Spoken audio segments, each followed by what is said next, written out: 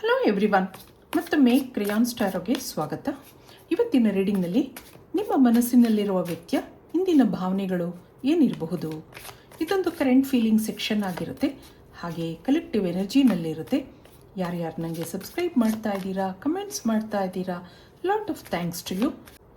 ಯಾರೋ ವ್ಯಕ್ತಿ ಜೊತೆ ನೀವು ಜೀವನ ಮಾಡ್ತಾ ಇದ್ದೀರಾ, ರಿಲೇಷನ್ಶಿಪ್ನಲ್ಲಿದ್ದೀರಾ, ತುಂಬ ದಿನದ ಬಾಂಧವ್ಯ ಇದೆ, ಆದರೆ ಅಟ್ಯಾಚ್ಮೆಂಟ್ ಇಲ್ಲ, ಅಂಡರ್ಸ್ಟ್ಯಾಂಡಿಂಗ್ ಇಲ್ಲ, ತುಂಬ ಮಿಸ್ಅಂಡರ್ಸ್ಟ್ಯಾಂಡಿಂಗ್ಸ್ ಇದೆ ಇಬ್ಬರ ಮಧ್ಯೆ.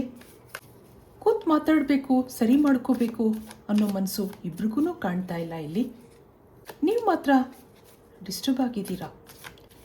ಮತ್ತೆ ಆ ವ್ಯಕ್ತಿ ಸ್ವಭಾವದಲ್ಲಿ ಬದಲಾವಣೆ ಆಗುತ್ತಾ, ಆ ಸಂತೋಷದ ದಿನಗಳು ಮತ್ತೆ ಬರುತ್ತಾ, ಹಾಗೆ ಯೋಚನೆ ಮಾಡೋರು ನೀವಾಗಿದ್ದರೆ ನಿಮಗೋಸ್ಕರ ಈ ರೀಡಿಂಗ್ ಅನ್ಕೋತೀನಿ. ಇದಕ್ಕೆ ಏನು ಕಾರ್ಡ್ಸ್ ಬರುತ್ತೆ, ಕ್ಯಾಂಡಲ್ ಬ್ಯಾಗ್ಸ್ ರೀಡಿಂಗ್ ಮಾಡೋಕ್ಕೆ ಮುಂಚೆ ಸ್ವಲ್ಪ ಕಾರ್ಡ್ಸ್ ನೋಡೋಣ.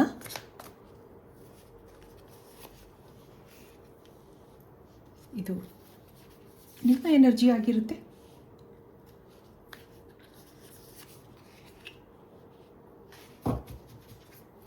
ಬಾಟಮ್ನಲ್ಲಿ 3 ಆಫ್ ಸಾರ್ಟ್ಸ್ ಬರ್ತಾ ಇದೆ.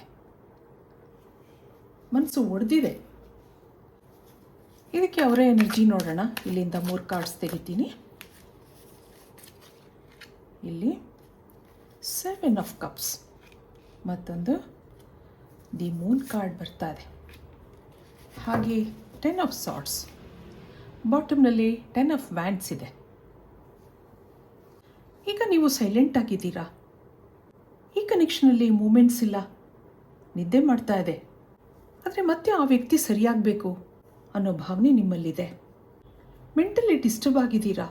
ನಿಮ್ಮ ಮನಸ್ಸಲ್ಲಿ ಸ್ಟ್ರಾಂಗ್ ನೆಗೆಟಿವ್ ಫೀಲಿಂಗ್ಸ್ ಇದೆ. ಇಲ್ಲಿ ಅವರ ಎನರ್ಜಿ ನೋಡಿದಾಗ ನಿಮ್ಮ ಯಾವ ಮಾತುಗಳಿಗೂ ಅವ್ರು ಗಮನ ಕೊಡ್ತಾ ಇಲ್ಲ. ಇವ್ರ ಲೈಫಲ್ಲಿ ಏನೋ ಡಿಸ್ಟರ್ಬೆನ್ಸ್ ಇದೆ ಅನ್ನೋದು ಬರ್ತಾ ಇದೆ. ಇಬ್ಬರಲ್ಲೂ ಅಂಡರ್ಸ್ಟ್ಯಾಂಡಿಂಗ್ ಇಲ್ಲ. ಹಾಗಿರೋದ್ರಿಂದ ಕನ್ಫ್ಯೂಷನ್ಸ್ ಇದೆ. ನಿಮ್ಮ ಮೇಲೆ ಅನುಮಾನಗಳೂ ಇದೆ. ಅದರಿಂದನೇ ಈ ಕನೆಕ್ಷನ್ ಸ್ಲೋ ಆಗಿ ನಡೀತಾ ಇದೆ. ಇಬ್ಬರಲ್ಲೂ ಆಗಾಗ ಜಗಳಗಳು ನಡೀತಾ ಇರುತ್ತೆ. ಇಲ್ಲಿ ನೀವೊಂದು ಸ್ಟ್ರಾಂಗ್ ಮೈಂಡ್ಸೆಟ್ ಇರುವಂತಹ ವ್ಯಕ್ತಿ ಹಾಗನ್ನಿಸ್ತಾ ಇದೆ. ಎಲ್ಲನೂ ಸರಿಯಾಗಿ ಮ್ಯಾನೇಜ್ ಮಾಡ್ಕೊಂಡು ಹೋಗ್ತೀರಾ. ಹಾಗೆ ಒಂದು ಒಳ್ಳೆ ಕೆಲಸದಲ್ಲೂ ಇದ್ದೀರಾ ಅಂತ ಅನ್ನಿಸ್ತಾ ಇದೆ. ಈ ವ್ಯಕ್ತಿ ಎನರ್ಜಿನಲ್ಲಿ ನೋಡೋದಾದರೆ ಬರೀ ಮೋಸ ಹೋಗಿರೋದು, ಯಾವುದೇ ಕೆಲಸಗಳು ಸರಿಯಾಗಿ ಆಗ್ತಾ ಇಲ್ಲ, ಫೈನಾನ್ಷಿಯಲ್ ಆಗಿರಬಹುದು ಅಥವಾ ಅವ್ರ ಕೆರಿಯರ್ ಆಗಿರಬಹುದು, ಅಂಥ ಗಮನ ಕೊಟ್ಟು ಕೆಲಸ ಮಾಡೋಕ್ಕಾಗ್ತಾ ಇಲ್ಲ. ಏನೋ ಮೆಂಟಲ್ ಡಿಸ್ಟರ್ಬೆನ್ಸ್ ಇದೆ ಅನ್ನೋದು ಬರ್ತಾ ಇದೆ. ಹಾಗೆ ಈ ವ್ಯಕ್ತಿಗೆ ಈಗೋನೂ ಇದೆ. ನಿಮ್ಮ ಮಾತು ಯಾವುದನ್ನೂ ಕೇಳುವಂಥ ಪರಿಸ್ಥಿತಿನಲ್ಲಿಲ್ಲ. ನೀವೇನೇ ಒಳ್ಳೆ ಮಾತುಗಳನ್ನು ಹೇಳಿದ್ರೂ ಅದನ್ನೆಲ್ಲ ಅವರು ನೆಗೆಟಿವ್ ಆಗಿ ತಗೊಳ್ಳೋದಿದೆ. ಇದಕ್ಕೆ ಇಲ್ಲಿಂದ ಏನು ಬರುತ್ತೆ ನೋಡೋಣ.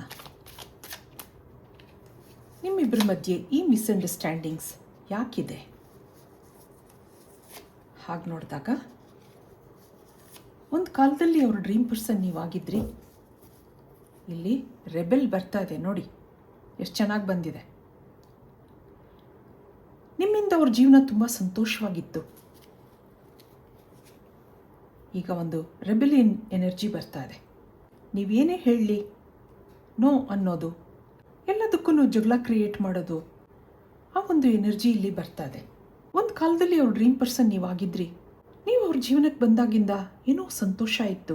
ಅವ್ರ ಜೀವನದಲ್ಲಿ ಪಾಸಿಟಿವ್ ಎನರ್ಜಿ ಇತ್ತು. ಸ್ವಲ್ಪ ಕಾಲ ಇದು ಹೀಗೆ ಕಳೆದಿದೆ. ದಿನ ಕಳೆದ ಹಾಗೆ ಅವ್ರ ಸ್ವಭಾವದಲ್ಲಿ ಚೇಂಜಸ್ ಆಗಿದೆ. ಏನೋ ಡಿಸಪಾಯಿಂಟ್ಮೆಂಟ್ಸ್ ಇದೆ. ಹಾಗಿರೋದ್ರಿಂದ ಮನಸ್ಸು ಬದಲಾಗಿದೆ. ಅವರ ಬದಲಾದ ಈ ಸ್ವಭಾವದಿಂದ ನಿಮಗೂ ನೋವಿದೆ. ಇವ್ರು ಯಾಕೆ ಹೀಗಾದರೂ ಆ ಥರ ನೀವು ಯೋಚನೆ ಮಾಡ್ತಾ ಇದ್ದೀರಾ. ಇದಕ್ಕೆ ಕ್ಯಾಂಡಲ್ ವ್ಯಾಕ್ಸ್ ರೀಡಿಂಗಿಂದ ಏನು ಬರುತ್ತೆ ನೋಡೋಣ. 1 ನಿಮಿಷ ನೀವು ನಂಬಿದ ದೇವ್ರನ್ನ ನೆನೆಸ್ಕೊಳ್ಳಿ. ಹಾಗೆ ನಿಮ್ಮ ಮನಸ್ಸಲ್ಲಿರೋ ವ್ಯಕ್ತಿನೂ ನೆನೆಸ್ಕೊಳ್ಳಿ. ಡಿವೈನ್ ಎನರ್ಜಿನಲ್ಲಿ ಕನೆಕ್ಟ್ ಆಗೋಕ್ಕೆ ಪ್ರಯತ್ನ ಮಾಡಿ. Spirit guides, universe, angels guide ಮಾಡಿ. ಇಲ್ಲಿ ಸ್ಲೋ ಎನರ್ಜಿ ಬರ್ತಾ ಇದೆ. ನಿಮ್ಮಿಬ್ಬರ ಮಧ್ಯೆ ಏನೋ ನೆಗೆಟಿವಿಟಿ ಇದೆ, ಫೀಲಿಂಗ್ಸ್ನ ಕೊರತೆ ಇದೆ. ಇಬ್ಬರಲ್ಲೂ ಕ್ಲಿಯರ್ ಕಮ್ಯುನಿಕೇಷನ್ ಇಲ್ಲ, ಕನ್ಫ್ಯೂಷನ್ಸ್ ಇದೆ. ಅದರಿಂದನೇ ಇಲ್ಲಿ ಸ್ಟ್ಯಾಗ್ನೆಂಟ್ ಎನರ್ಜಿ ಬರ್ತಾ ಇದೆ. ಜೀವನ ಅಷ್ಟೊಂದು ಈಸಿಯಾಗಿ ಮುಂದುವರಿತಾ ಇಲ್ಲ. ಕೆಲವು ಸಿಚುವೇಶನ್ಗಳು ನಿಮ್ಮನ್ನು ಸ್ಟ್ರಾಂಗ್ ಮಾಡಿದೆ. ಅದು ನಿಮ್ಮ ಪರ್ಸನ್ ಆ್ಯಟಿಟ್ಯೂಡ್ ಟುವರ್ಡ್ಸ್ ಯು ಅನ್ನಿಸ್ತಾ ಇದೆ. ಹೇಗೋ ಏನೋ ನೀವು ಈ ವ್ಯಕ್ತಿಗೆ ಕನೆಕ್ಟ್ ಆಗಿದ್ದೀರಾ. ಇಲ್ಲಿ ಕೆಲವರು ಮದುವೆ ಆಗಿದ್ದೀರಾ, ಸ್ವಲ್ಪ ದೂರ ಬಂದಿದ್ದೀರಾ. ಶುರುವಿನಲ್ಲಿ ಸ್ವಲ್ಪ ಚೆನ್ನಾಗಿತ್ತು, ನಿಮ್ಮಿಂದ ಅವ್ರ ಲೈಫಲ್ಲಿ ಖುಷಿ ಇತ್ತು, ಫೈನಾನ್ಷಿಯಲ್ ಸೆಕ್ಯೂರಿಟಿ ಇತ್ತು. ಇಲ್ಲಿ ನೀವೊಂದು ವರ್ಕಿಂಗ್ ಪರ್ಸನ್ ಅನ್ನಿಸ್ತಾ ಇದ್ದೀರಾ. ಕೆಲವರಿಗೆ ಗೌರ್ಮೆಂಟ್ ಜಾಬ್ ಇರ್ಬೋದು ಅನ್ನೋದು ಇದೆ. ಮೊದಲೆಲ್ಲ ನೀವು ತಾಳ್ಮೆಯಿಂದ ಇದ್ರಿ, ಆದರೆ ಈಗೀಗ ತಾಳ್ಮೆ ಕಳ್ಕೊಂಡಿದ್ದೀರಾ ಈ ವ್ಯಕ್ತಿಯಿಂದ. ಅವರ ಬಿಹೇವಿಯರಿಂದ ನಿಮ್ಗೆ ಹರ್ಟ್ ಆಗ್ತಿದೆ. ಆದಷ್ಟು ನಿಮಗೆ ಲೋ ಫೀಲ್ ಆಗೋ ಹಾಗೆ ಮಾಡೋದು, ಸಣ್ಣ ಪುಟ್ಟದಕ್ಕೆಲ್ಲ ಜಗಳ ತೆಗೆಯೋದು ಇವ್ರ ಹ್ಯಾಬಿಟ್ ಆಗಿದೆ. ಈಗೀಗ ನಿಮಗೆ ಇದನ್ನೆಲ್ಲ ಸಹಿಸೋಕ್ಕಾಗ್ತಾ ಇಲ್ಲ. ಈ ವ್ಯಕ್ತಿನ ಬಿಟ್ಟು ಮುಂದೆ ಹೋಗೋಕ್ಕೂ ಆಗ್ತಾ ಇಲ್ಲ. ಮುಂದೆ ಹೋಗೋಕ್ಕೆ ಆ ವ್ಯಕ್ತಿ ನಿಮಗೆ ಬಿಡ್ತಾನೂ ಇಲ್ಲ. ಏನೋ ಇಬ್ಬರ ಮಧ್ಯೆ ಅಡ್ಡ ಬರ್ತಾ ಇದೆ. ಕೆಲವ್ರಿಗೆ ಇಲ್ಲಿ ಮಕ್ಕಳೂ ಇರಬಹುದು. ಇದನ್ನೆಲ್ಲ ಸಹಿಸ್ಕೊಂಡು ಎರಡು ಗೋಡೆ ಮಧ್ಯೆ ಜೀವನ ಮಾಡ್ತಾ ಇದ್ದೀರಾ. ಆದಷ್ಟು ಈ ವ್ಯಕ್ತಿ ಸ್ವಭಾವದಲ್ಲಿ ಚೇಂಜಸ್ ಮಾಡೋಕ್ಕೆ ಪ್ರಯತ್ನ ಮಾಡಿ ಸೋತಿದ್ದೀರಾ.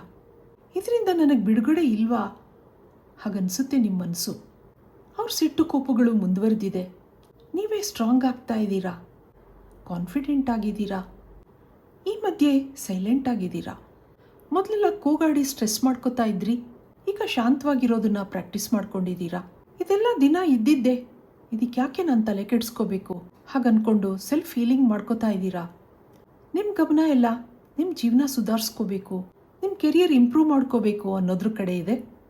ಅವರನ್ನು ನೀವು ನೆಗ್ಲೆಕ್ಟ್ ಮಾಡ್ತಾ ಇದ್ದೀರಾ ಅಂತ ಅನ್ನಿಸ್ತಾ ಇದೆ. ಇದನ್ನೆಲ್ಲ ಸಹಿಸ್ಕೊಳ್ಳೋಕ್ಕಾಗ್ತಾ ಇಲ್ಲ ಅವ್ರಿಗೆ. ಈಗೀಗ ಅವ್ರ ಆರೋಗ್ಯನೂ ಕೈ ಕೊಡ್ತಾ ಇದೆ. ನೀವು ಅವ್ರಿಗೆ ಅಟೆನ್ಷನ್ ಕೊಡ್ತಾ ಇಲ್ಲ ಅನ್ನೋದು ಗೊತ್ತಾಗ್ತಾ ಇದೆ. ನಿಮ್ಮ ಮೌನ ಅವ್ರ ಕೈನಲ್ಲಿ ಕಂಟ್ರೋಲ್ ಮಾಡ್ಕೊಳಕ್ಕಾಗ್ತಾ ಇಲ್ಲ. ನಿಮ್ಮ ಕಿರಿಕಿರಿ ಮಾಡೋದು ಸ್ವಲ್ಪ ಕಡಿಮೆ ಮಾಡಿದ್ದಾರೆ. ಮೊದಲೆಲ್ಲ ಐ ಆಮ್ ಫೈನ್ ಅಂತ ನಿಮಗೆ ಹೇಳ್ತಾ ಇದ್ದವರು ಈಗೇನೋ ಐ ಆಮ್ ನಾಟ್ ಫೈನ್ ಅಂತ ಅನ್ನಿಸ್ತಾ ಇದೆ ಅವ್ರಿಗೆ. ಮೈಂಡ್ ಕೆಲಸ ಮಾಡೋಕ್ಕೆ ಶುರು ಮಾಡಿದೆ. ಆರೋಗ್ಯ ಆಗಾಗ ಕೈ ಕೊಡ್ತಾ ಇರೋದ್ರಿಂದ ಸ್ವಲ್ಪ ಕೆಟ್ಟ ಅಭ್ಯಾಸಗಳು ಕಡಿಮೆ ಆಗಿದೆ. ನಿಮ್ಮನ್ನು ಗಮನಿಸೋದು, ನಿಮ್ಮ ಕೆಲಸಗಳನ್ನು ಅಪ್ರಿಷಿಯೇಟ್ ಮಾಡೋದು, ಹೀಗೆ ಪಾಸಿಟಿವ್ ರಿಯಾಕ್ಷನ್ಸ್ ಬರೋಕ್ಕೆ ಶುರು ಆಗಿದೆ. ಆದರೆ ನೀವು ಹಿಂದೆ ಬರಲಾರ್ದಷ್ಟು ದೂರ ಆಗಿದ್ದೀರಾ. ಮನಸ್ಸು ಕಲ್ಲಾಗಿದೆ. ಅವರ ಒಳ್ಳೆ ಮಾತುಗಳು ನಿಮಗೇನೂ ಅನ್ನಿಸ್ತಾ ಇಲ್ಲ. ಎನಫ್ ಈಸ್ ಎನಫ್ ಅನ್ನೋ ಸ್ಥಿತಿಗೆ ಬಂದಿದ್ದೀರಾ. ಆದರೆ ಈ ವ್ಯಕ್ತಿ ಮತ್ತೆ ಮೊದಲಿನ ಸಂತೋಷದ ಜೀವನ ನಿಮ್ಮ ಜೊತೆ ಮಾಡಬೇಕು ಅನ್ನಿಸ್ತಾ ಇದೆ ಅವ್ರಿಗೆ. ನಿಮ್ಗೆ ಬಿಟ್ಕೊಡೋಕ್ಕಿಷ್ಟ ಇಲ್ಲ. ನೀವು ಅವ್ರನ್ನ ನೆಗ್ಲೆಕ್ಟ್ ಮಾಡೋದು ಅವ್ರಿಗೆ ಇರಿಟೇಟ್ ಆಗ್ತಾ ಇದೆ. ಮೊದಲೆಲ್ಲ ಕೂಗಾಡ್ತಾ ಇದ್ದವರು ಈಗ ಸ್ವಲ್ಪ ಸಹಿಸ್ಕೋತಾರೆ. ಇದನ್ನೆಲ್ಲ ಮರೆತು ಮುಂದೆ ಹೋಗಬೇಕು, ನಾನು ಚೇಂಜ್ ಆಗಬೇಕು ಅನ್ನಿಸ್ತಾ ಇದೆ ಅವ್ರಿಗೆ. ಇದನ್ನೆಲ್ಲ ನೀವು ಗಮನಿಸ್ತಾ ಇದ್ದೀರಾ. ತಾನಾಗಿ ಆ ವ್ಯಕ್ತಿ ಕೂತು ಮಾತಾಡಲಿ ಅನ್ಕೋತೀರಾ ನೀವು. ಮುಂದೆ ನಿಮ್ಮಿಬ್ಬರಲ್ಲಿ ಕಾಂಪ್ರಮೈಸ್ ಆಗುತ್ತಾ? ಏಂಜಲ್ಸ್ಗೆ ಕೇಳೋಣ. ಇದಕ್ಕೆ ಇಲ್ಲಿಂದ ಏನು ಕಾರ್ಡ್ ಬರುತ್ತೆ ನೋಡೋಣ. ನಿಮ್ಮ ಬಗ್ಗೆ ಅವರು ಪಾಸಿಟಿವ್ ಆಗಿ ಯೋಚನೆ ಮಾಡ್ತಾ ಇದ್ದಾರೆ.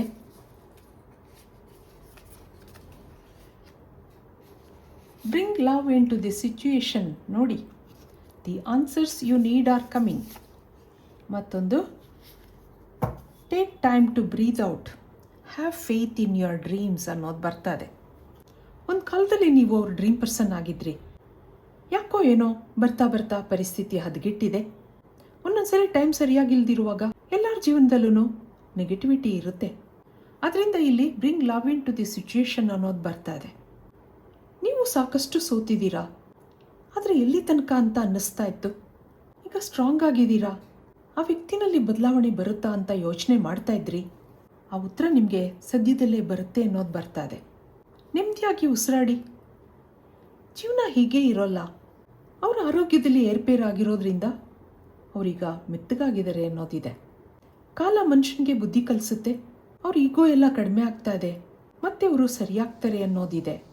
ನಿಮ್ಮ ಮೇಲೆ ಒಳ್ಳೆ ಫೀಲಿಂಗ್ಸ್ ಡೆವಲಪ್ ಆಗ್ತಾ ಇದೆ. ಮುಂದೆ ಎಲ್ಲ ಸರಿಯಾಗುತ್ತೆ ಅನ್ನೋ ನಂಬಿಕೆ ಒಂದು ಸಮಾಧಾನ ಕೊಡುತ್ತೆ. ಹಾಗಿರೋದ್ರಿಂದ have faith in your dreams ಅನ್ನೋದು ಬರ್ತಾ ಇದೆ. ನಿಮ್ಮ ಪ್ರಶ್ನೆಗಳಿಗೆ ಆ ಏಂಜಲ್ಸಿಂದ ಉತ್ತರ ಸಿಕ್ಕಿದೆ ಅಂತ ಅನ್ಕೋತೀನಿ. ಇದು ಇವತ್ತಿನ ರೀಡಿಂಗ್ ಆಗಿರುತ್ತೆ.